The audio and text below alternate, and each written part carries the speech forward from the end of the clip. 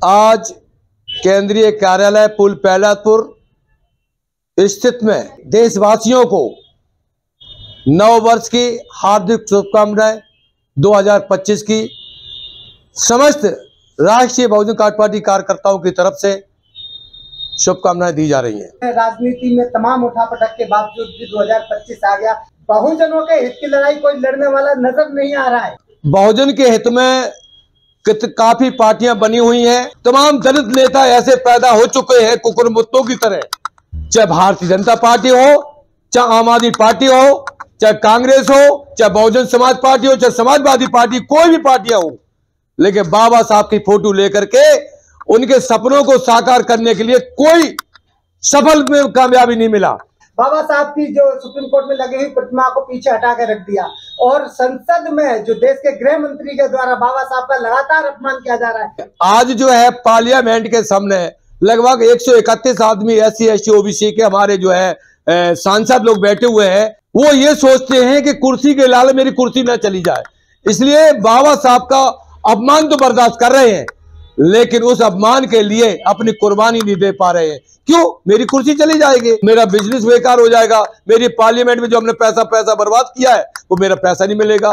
तो राष्ट्रीय बहुजन पार्टी ने इसके लिए जब बाबा साहब के पार्लियामेंट के सामने बाबा साहब की जब फोटो हटाई गई थी, उस टाइम भी इन्हें विरोध प्रदर्शन किया था, लेकिन राष्ट्रीय बहुजन पार्टी ने बोला है कि अगर राष्ट्रीय बहुजन पार्टी के मंच के साथ सब लोग जुड़ के आ जाओ तो हम जो है सम्मान अवश्य कराऊंगा और उनके सपनों को मैं पूरा करूंगा। वो भी तो अपने SC ST OBC में आते हैं। अम्बेडकर साहब, अगर अम्बेडकर साहब के ना आते तो गृह मंत्री को उन्हें पद कहां से मिला? उसी आसन पे तो मिला, लेकिन उन्होंने अपने सम्मान तो इसलिए खराब किया। कांग्रेस वालों ने भी अपनी पद यात्रा निकाली गई, कुछ किया, लेकिन जनता के सामने कहा कि दलित और ये मुस्लिम अगर जब तक एक नहीं होंगे तब तक जो है हमारा कोई विचार विमर्श नहीं हो पाएगा, आगे नहीं बढ़ पाएगी।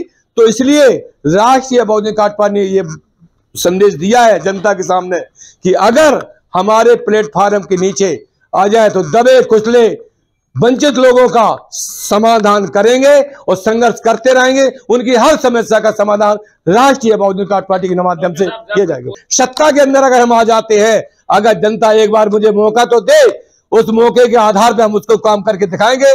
और अभी तो जब हमारे सत्ता में नहीं है तो कई ऐसे काम कर दिए जो मेरे इतिहास में लिखा गया है कि अभी तक जो है राष्ट्रीय बहुजन पार्टी ने ऐसी काम किया जो सत्ता में नहीं है, और सत्ता में आने के बाद हर आदमी सोचता है। नेताजी, आप जो राष्ट्रीय बहुजन कांग्रेस पार्टी के बैनर तले बाबा साहब की मुहिम को आगे बढ़ाने की बात कर रहे हैं, लेकिन तमाम बहुजन संगठन, तमाम बहुजन राजनीतिक पार्टियां, बसपा 131 सांसद जो अभी संसद भवन में संविधान की शपथ लेकर बैठे हुए, वो लोग तो इस संविधान को बचा नहीं पा रहे। धरातल पे आपकी स्थिति भी इतनी मजबूत नहीं है कि आप कुर्सी पर बैठे उनका कुछ भी कर पाए, तो कैसे संविधान को? देखिए, हमने सुप्रीम कोर्ट ऑफ इंडिया में हमने इसकी बाबा साहब का जो अपमान हुआ है उसकी याचिका लगाई हुई है। मैंने सभी लोगों को ज्ञापन दिया। अगर सुप्रीम कोर्ट भी अगर उनके गोद में जाके बैठ जाए तो मैं नहीं कह सकता हूं, नहीं कोर्ट के न्याय के आधार पे हम इनको सम्मान दिला के रहूंगा। तो चुनाव की दिल्ली में आशंका जताई जा रही है, अभी कुछ कहा नहीं जा सकता कि चुनाव आगे बढ़ेंगे या हो जाएंगे, तो इसके तहत आपकी राजनीतिक पार्टी क्या कर रही है? देखिए,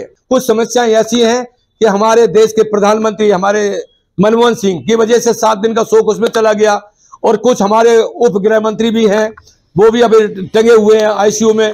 लेकिन कुछ घटनाएं ऐसी हैं तो भारतीय जनता पार्टी ये सोच रही है कि इसके माध्यम से अगर कुछ समय टल जाए, क्योंकि आज हम सक्रिय नहीं है, कल सक्रिय बन सकते, तो आज जो है अगर इमीडिएटली अगर हम चुनाव करा लेंगे तो आज जो है आम आदमी पार्टी का पल्ला फिलहाल भारी है, क्योंकि कम से कम उनके पास 30-35 सीटें आने की उम्मीद है।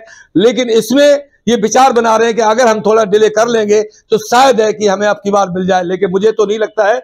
हम तो दिल्ली के अंदर घूम रहे हैं, जन जन के पास हम लोग कह रहे हैं कि उसमें यह बोला जा रहा है कि अब जन जन की यही पुकार, अब की बार राष्ट्रीय बहुजन पार्टी की सरकार। तो हमने दिल्ली में 70 विधानसभा के लिए घोषणा कर देंगे और ज्यादा ज्यादा 2 दिन के अंदर पूरी 70 की 70 विधानसभा की सीटें उतार देंगे। सारे उम्मीदवार करें, अपनी कमर तो कस चुकी है।